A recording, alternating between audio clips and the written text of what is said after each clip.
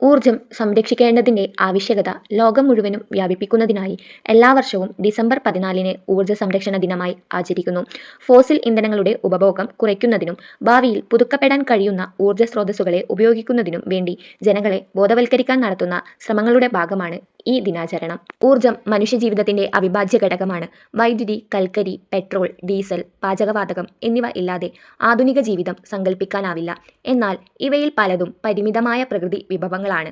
അനാവശ്യമായി ഊർജ്ജം പാഴാക്കുന്നത് പ്രകൃതി വിഭവങ്ങളുടെ ക്ഷയം, മലിനീകരണം, കാലാവസ്ഥാ വ്യതിയാനം തുടങ്ങി ഗുരുതര പ്രശ്നങ്ങൾക്ക് കാരണമാകുന്നു. ഊർജ്ജ സംരക്ഷണം സാമ്പത്തിക ലാഭം നൽകുന്നതോടൊപ്പം പരിസ്ഥിതി സംരക്ഷണത്തിനും വലിയ സംഭാവന ചെയ്യുന്നു.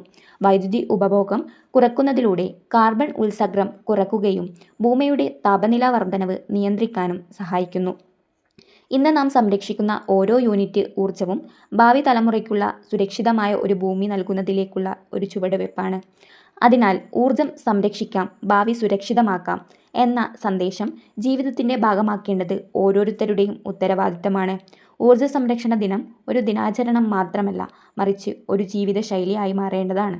ഊർജ്ജ സംരക്ഷണം എന്നത് ഊർജ്ജ ഉപഭോഗം പൂർണ്ണമായി ഒഴിവാക്കുക എന്നതല്ല, മറിച്ച് ആവശ്യമായിടത്ത് മാത്രം ഊർജ്ജം കാര്യക്ഷമമായി ഉപയോഗിക്കുക എന്നതാണ്.